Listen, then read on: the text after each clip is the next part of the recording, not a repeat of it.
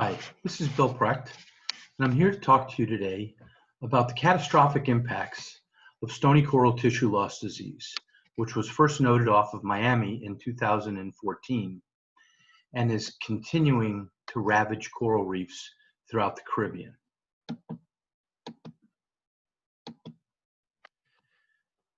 I was involved with my company in monitoring the impacts of the Port of Miami Deep Dredge project.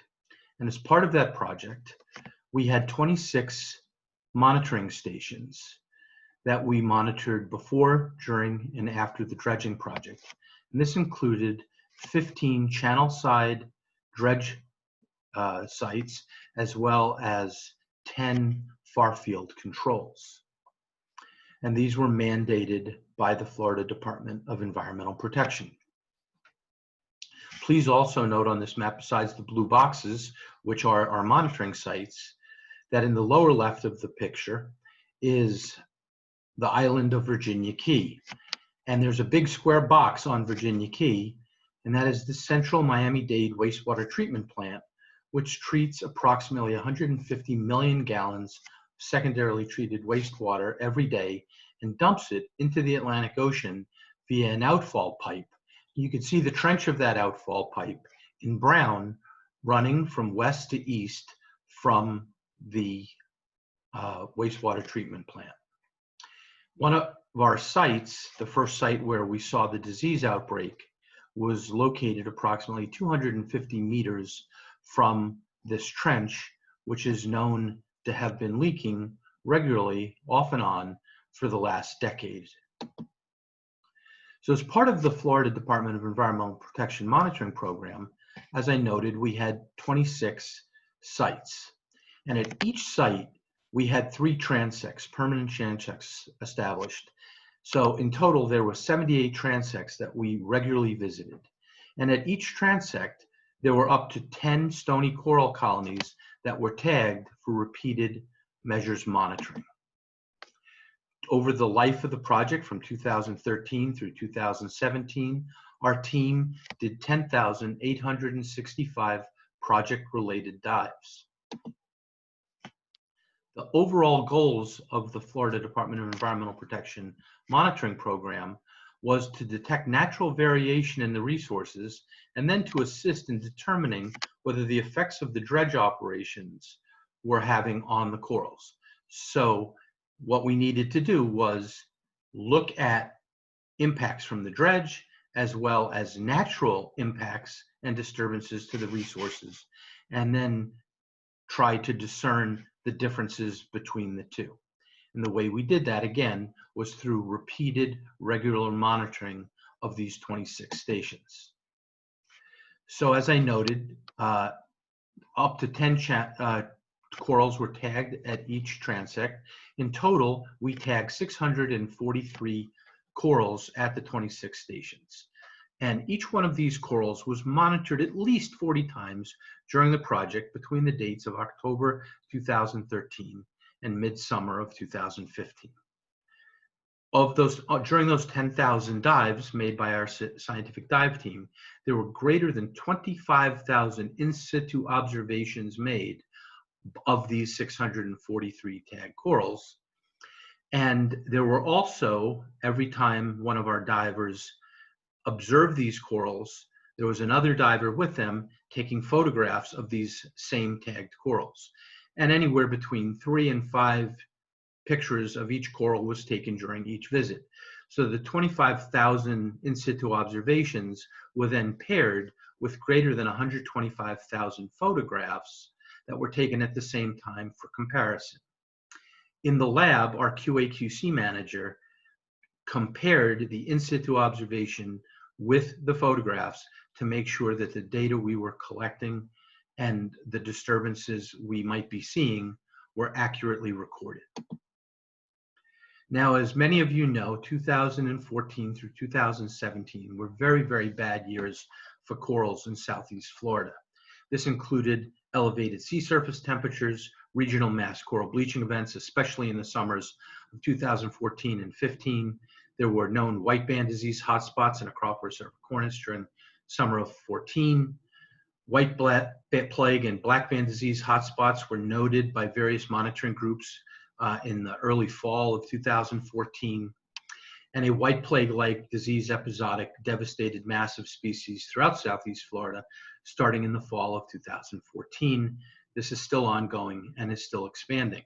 This disease is now known as stony coral tissue loss disease and was named that in 2016 because it varied from the traditional signs of white plague disease that had been recorded by many observers previously.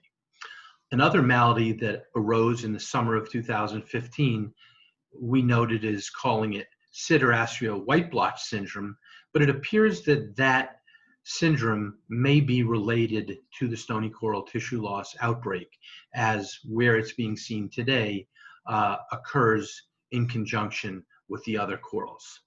So where are we now? What about 2020? Well, the carnage continues. The disease, even though it's run its course mostly throughout the Florida Reef Tract, still continues on some remaining corals, especially the most or the least susceptible species and the ones where the progression was the slowest. And it also is now expanding throughout the Caribbean. So the big question is, at the end of this, and who knows when that is, what will be left Caribbean-wide? As I noted earlier, 2014 were extremely bad years in terms of thermal event and bleaching for Southeast Florida. And in fact, the 2014-2015 event was worse than or rivaled the worst previously known bleaching event in Florida associated with the 1998 El Nino. When we look at the temperature record in Southeast Florida from 2013 through 2017, we note that especially in 2014 and 15, depicted by the lime green and red graphs, that the temperature exceeded the 30.7 degree bleaching threshold that was developed by Derek Manzello from NOAA in 2017 for Southeast Florida. And if you note, there are a significant number of degree heating weeks and days where the temperature exceeded that bleaching threshold, both in 2014 and 15. Here we have a record of our 643 tagged corals with a comparison with the known temperature from the Fowey Rocks NOAA temperature, sea surface temperature gauge, which is located approximately 5 kilometers from its nearest site that we were monitoring. And if you note, in green is the graph of the temperature, and the peak temperatures in August of 2014, as noted before, exceeded the bleaching threshold, which is the gray line, the horizontal gray line going through the graph. So the peak of bleaching in the yellow box basically lagged behind the peak temperatures, which is a classic example of the impact of significant degree heating weeks putting stress on the corals over time. However, as the temperatures started to cool in the fall of 2014, and as the temperatures were dropping, the corals started to regain their zooxanthellae and the bleaching prevalence dropped way off. However, as the bleaching dropped off, the disease started in earnest and continued and peaked between 2015 and 2016 in Southeast Florida, shown in gray on this graph. Now, the question is there a link between temperature, bleaching, and disease? And in 2002, it was noted on the Great Barrier Reef that following a bleaching event there, that there was a 30-fold increase in white syndromes, a disease in the Great Barrier Reef, following that bleaching event. There's an excellent record of this occurring in the Caribbean associated with a major thermal anomaly and bleaching event in the Eastern Caribbean in the summer of 2005. And as the corals were regaining their zooxanthellae in the fall of 2005, following this thermal stress event, a disease broke out. In this case, it was a white plague disease, and it had catastrophic impacts on the reef systems of the Eastern Caribbean over the next year. And in fact, on some islands in the Virgin Islands, US Virgin Islands, there was up to 60% coral mortality associated with the disease. So the disease had a much greater impact on the reefs than that of the bleaching stress alone. So as I noted, we first noted the disease starting off of Virginia Key in September of 2014. And in fact, when we looked at our monitoring photographs coupled with dives done countywide, it appeared that ground zero for the disease was at that site located near the Miami wastewater outfall trench at one of our control sites, approximately 1.25 kilometers south of the dredging project. And the photo on the left, it's a colony of Meandrina meandrites, and the picture was taken in September 26th.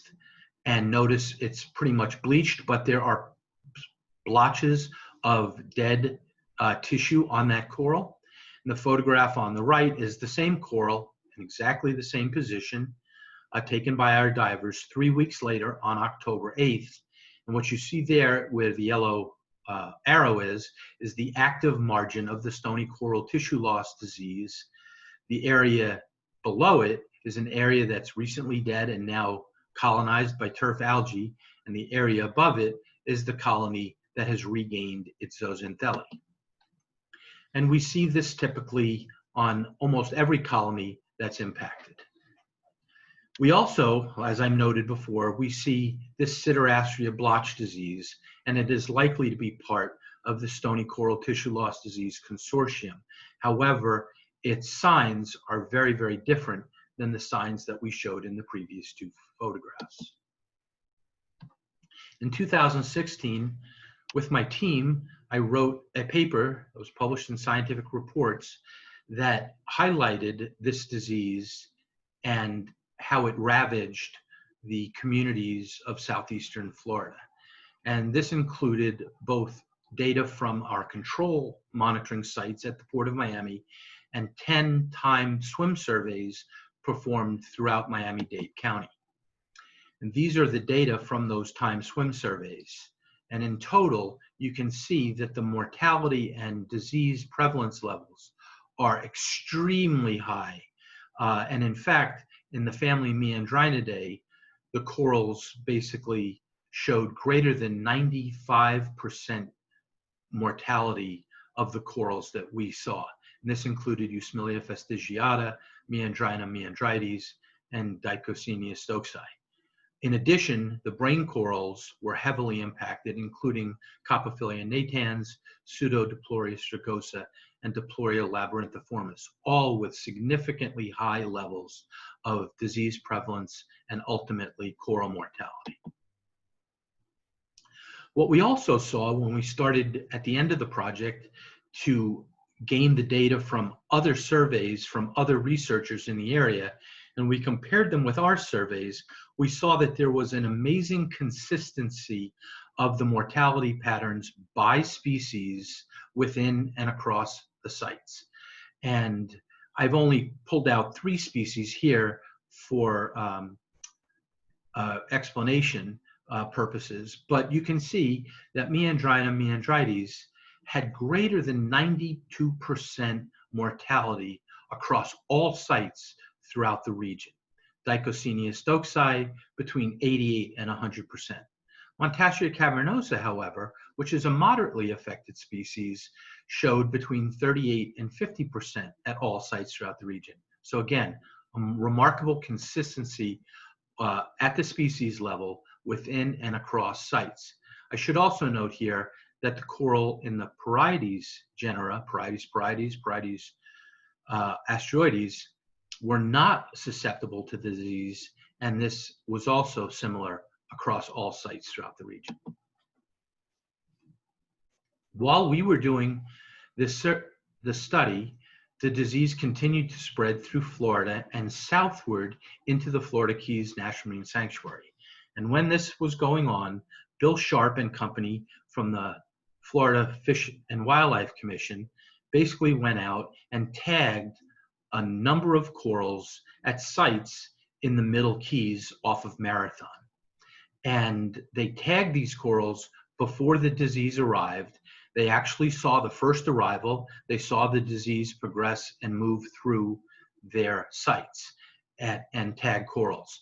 And what they showed was a remarkable similarity, almost an overlay, and almost like you're looking in a mirror, with losses of 87+% of Coprolinia natans, 86% Dicocenia stokesi, 100% Meandrina meandrites, 43% Montassia cavernosa. So again, the numbers are remarkably conserved across the entire region. So what we see is that in many species, we had disease prevalence that was between 66 and 100%. This is almost unheard of in any disease outbreak before, with probably the exception of the original white band disease outbreak in the acroporids that reduced acroporid populations between 90 and 95% over a decade in the middle 1970s through 1980s. The human analogy to this would be the Black Plague in Europe in the Middle Ages, where there 30 to 60% of the European population died from this pandemic over, again, about a decade or so of time. So why is this stony coral tissue loss disease outbreak unprecedented? People have asked me that because that was in the title of our original paper. Well, these are the key reasons. One, it has extremely high prevalence, both at the community and species level. And as I noted, some species, especially those in the family Meandrina, had greater than 90% mortality and prevalence. There was an extremely high mortality of the total coral population, which includes the low susceptible species and non-susceptible species. So on any given reef, we saw more than 30% of the total population being affected. The incredibly long duration of the event, 5 years and counting and spreading, the ecological extirpation of many charismatic stony coral species, especially in the family Meandrinidae, including the threatened coral and IUCN listed species, Dendrogyrus cylindrus. Also, there's a high number of susceptible species now known to affect more than 20 species Caribbean-wide. And the disease is highly contagious and is probably a waterborne pathogen. As I noted before, we can see susceptibility and mortality by species, with many species being high, then some in the moderate to low category, and then certain species are either very, very low or not white plague / stony coral tissue loss disease susceptible at all. When we look at a phylogenetic reconstruction from publications of the Caribbean corals, we see that there appears to be a linkage between family relationship and whether these corals fall within highly impacted, moderately impacted, or no impact or low impacted groups and families. Also, the progression of the disease was linked to the susceptibility. So the ones that were most impacted also were impacted and infected first, and also the disease ran through those species faster than others. Key here is the Meandrina meandrites and Dicocenia stokesi, with moderately affected species such as Montassia cavernosa in blue and Solanaceae burnoni in purple being affected later. And also the disease progressed on those species a little more slowly. When we looked at the spread of the disease, we originally in our 2016 paper only looked at the spread across Miami-Dade County. And the blue curve shows the migration north, the red shows the migration of the disease in a southerly direction, which is generally against the prevailing currents. And when we look at the progression of the disease over time, we can see how it starts off Miami and Virginia Key, and then by 15 it expands. By 16 it continues to move north and south. Now it's in the Florida Keys Nash Marine Sanctuary.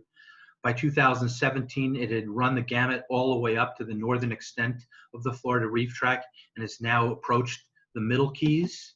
And in 18, it now is found in the Lower Keys, 19 off of Key West, and 20 today, continuing to move in a westward pattern.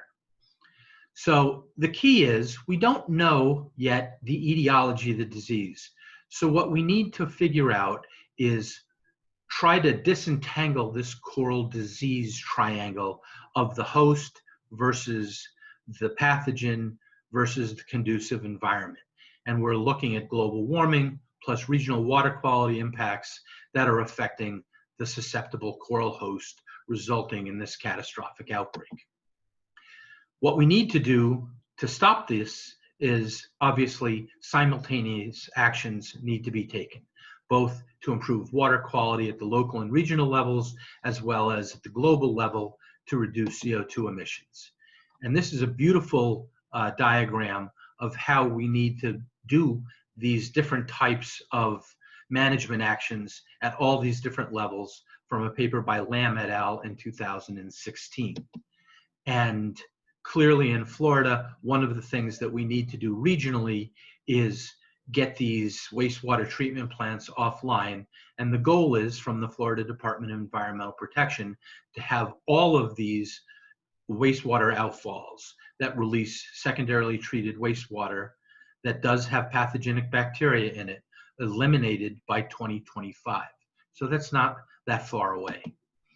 And of course, the 10,000-pound elephant in the room is global climate change, and we need to get our handle on that. Otherwise, anything else that we do in the future will continue to deteriorate and degrade these reefs throughout the Caribbean. Thank you very, very much. Have a wonderful day, and I wish you all safe times through this COVID period.